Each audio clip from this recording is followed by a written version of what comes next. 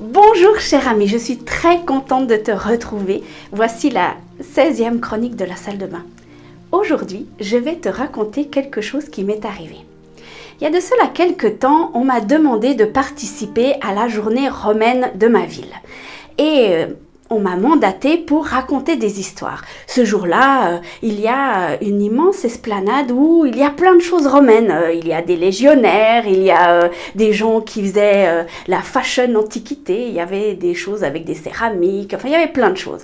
Et je me suis dit que ce jour-là, si j'étais habillée comme je m'habille normalement pour raconter des histoires, ça ne le ferait pas tellement. Donc j'ai décidé de m'habiller en romaine.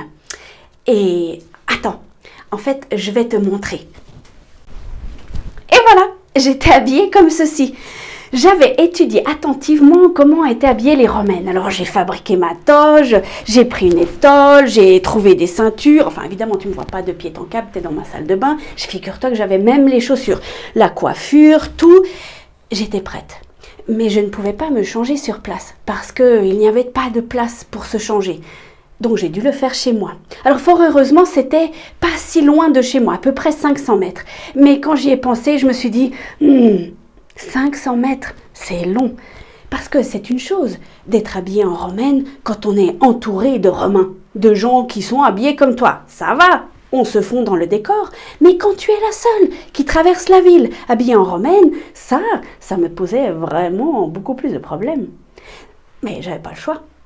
Donc ce jour-là, je me suis habillée, je me suis préparée et je suis partie. Évidemment que sur le chemin, j'ai croisé du monde. Il y en a qui m'ont regardé vraiment bizarrement. Et puis, il y en a qui avaient l'air de dire « Mais qu'est-ce qui se passe ?» Alors, je leur ai dit « Écoutez, c'est la journée romaine. C'est pour ça que je suis habillée comme ça.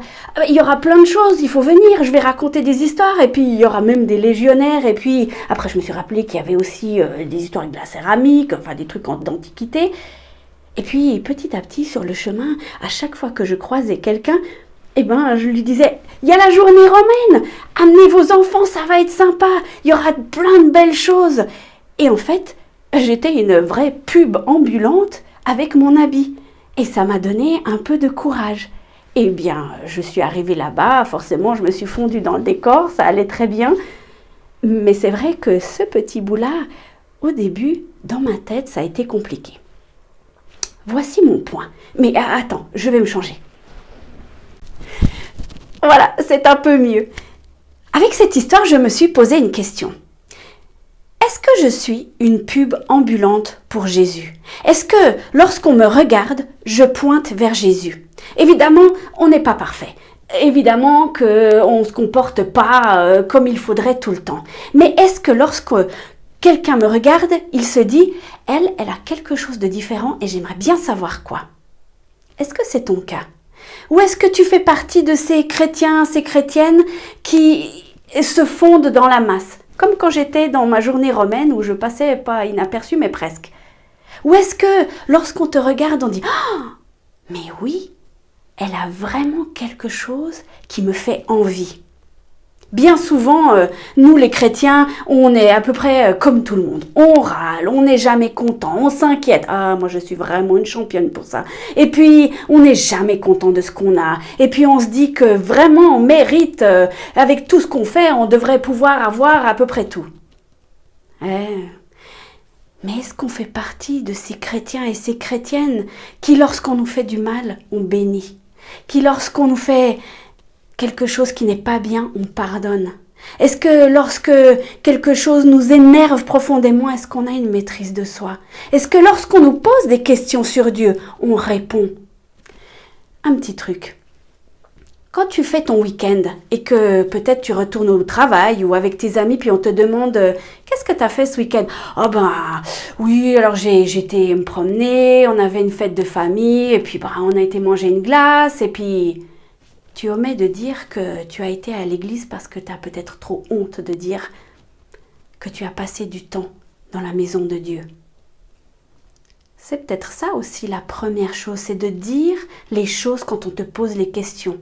Quand on te demande « Oui, mais toi, pourquoi tu réagis comme ça? Et toi, pourquoi ?»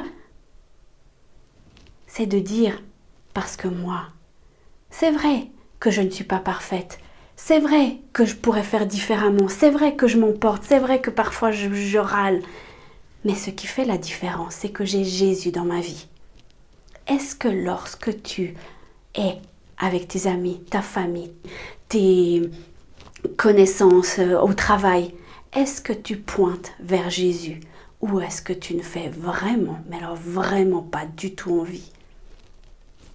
Je te laisse avec cette question pour cette semaine et même les suivantes. Et puis, évidemment que des fois c'est difficile, hein?